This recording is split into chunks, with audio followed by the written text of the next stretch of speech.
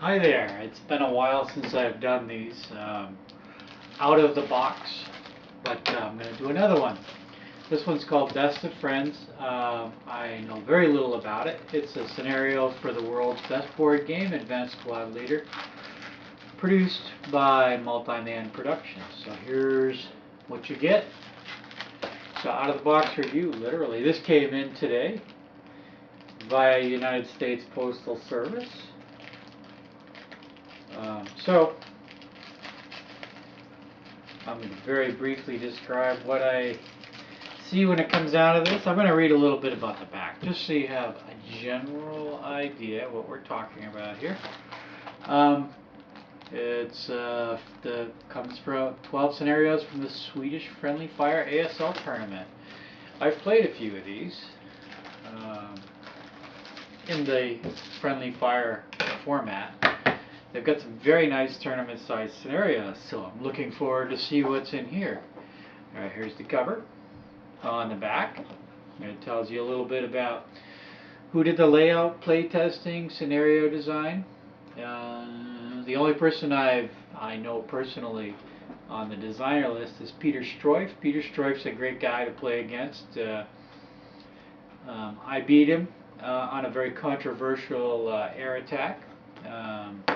So he's a very good player, and he probably should have won, but both of us made a little ministerial error, let's call it. Let's see, that's the playtesters and so on. I recognize some of the names. But anyways, let me move on. I don't want to bore you here. Alright, Best of Friends 1, the Marco Polo Bridge incident. I don't know if this is the one that I've played, but I did play a Marco Polo Bridge incident. As you may know, Marco Polo Bridge was the first shot fired of the Second Sino-Japanese War, 1937. Incidentally, the guy that ordered the attack was then Colonel Achiki. Many of you remember the name Achiki, as he was the one that had decided to storm across the Ilu River on Guadalcanal, and he met his end there. Number 2, Polish Requiem. Poles and Germans, early war. Number 3, Abbeville Bridgehead. It's French and Germans, 1940. One of my favorite eras. Number 4, About His Shadowy Side, Lithuania, 1941. Russians and Germans. Yes, Russians and Germans. Adolf's Amateurs. That sounds familiar, but I don't know if I've played it, so I can't say yeah I've played it or no I haven't played it. Finland, 1941. So this is around the time of Operation Barbarossa. So this is the it's Germans. SS. This is that SS group that attacked into northern Russia from Finland. I remember that attack. I wasn't there, but I remember reading of it. So there we go. Cavalry Brigade Model. German Cavalry. 1942. Regev, Russia. The Regev salient's getting a little more love nowadays. Fields of Black and Gold. 1942. Russia. Germans and Russians. Next one, Sting of the Italian Hornet. Boy, that one sounds familiar too. A lot of these have gotten some play over at New York State ASL, Albany. I've seen those get played there. You'll see some play in the Canadian ASL Open as well of these. And that's it. I won't drive more than 6 hours to play ASL. So those are the two main tournaments around here that I'm familiar with. So Sting of the Italian Hornet is the next one. Sicily, 1943. Italians and British. Canadians, Italians and Canadians. So there is Sting of the Italian Hornet. Pursuing Frank, I've heard a lot about this one. Heck, I may even have played it. Who knows? I mean, we get, you know, you play so many scenarios, and you know, we're getting older. We don't remember what we've been doing. There's too many scenarios to keep inside the head. Let's see. Poland, 1944. Germans and Russians. Russians on motorcycles. That is the that is the hallmark of this scenario. Russians on motorcycles. Somebody said, they don't. Do Russians even have motorcycles? And somebody said, pursuing Frank. They do. So, yes, the Russians do have motorcycle troops. Next one is to have and to hold. September 1944 in France. Americans and Germans.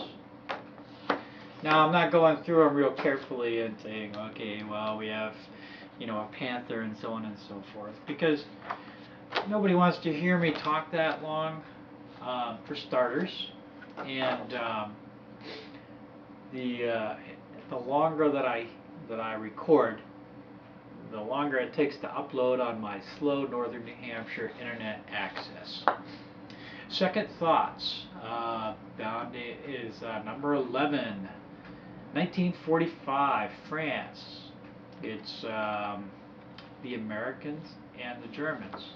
Just a curiosity, I want to read a little more. This is Operation Nordwind, that kind of spoiler offensive that the Germans did after the conclusion of the Ardennes offensive. Second thoughts. Oh, finally we got one that I know I've played. The next one is Forging Spetsnaz. I actually named this Forging Spetsnaz the best third-party scenario ever written. So apparently somebody agrees with me, and now it's no longer the best third-party scenario ever written, because it's not third-party anymore. So I don't know, spoiled on that. Forging Spetsnaz. This is Soviet Special Forces, and it's combined operation. Soviet Special Forces and ground troops attacking a Japanese garrison in Manchuria. It's very interesting in that it's an infantry-only affair. So there's no none of that, the typical Soviet tank superiority. This was a kind of a deep penetration strike. Now, there's different types of groups in the battle, so essentially each side gets to attack. Wonderful scenario, highly recommend it. Let's see who wrote Forging Spetsnaz, since I'm being so complimentary. Matthias Ronblom. He's got the little double dots over the O, so I assume he's from Sweden, which would make sense. Sweden's got there's something about the way that Swedes read English rule books that casts a lot of light on it. Some of my favorite people at deciphering the rule book are Swedish, so my hat's off to the Swedish anyways. That's it. That's number 12.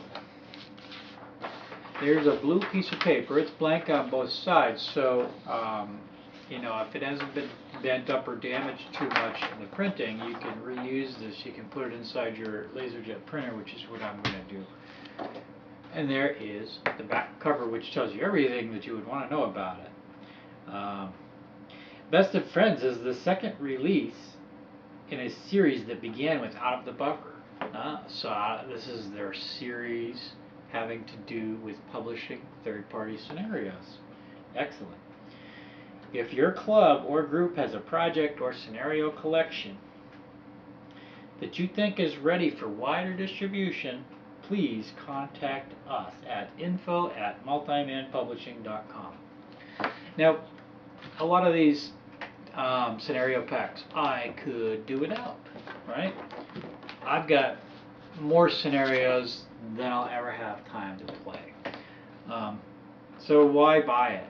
I buy it because one of my greatest fears, my greatest fear is being eaten to death by zombies. My second greatest fear is that I'm going to miss a Multiman Publishing product that contains a replacement page, an overlay, or something that I'm going to need later on, and it's going to go out of print and I'm not going to be able to get it. So I buy everything that they make just in case. Alright, so I recommend you do the same. You know, one of the journal number 4, they had hedge overlays.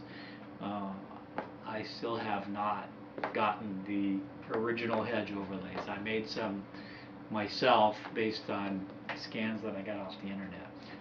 But I digress. So really, thank you for listening, and that's all today from Northern New Hampshire. So thanks for listening, and buy this.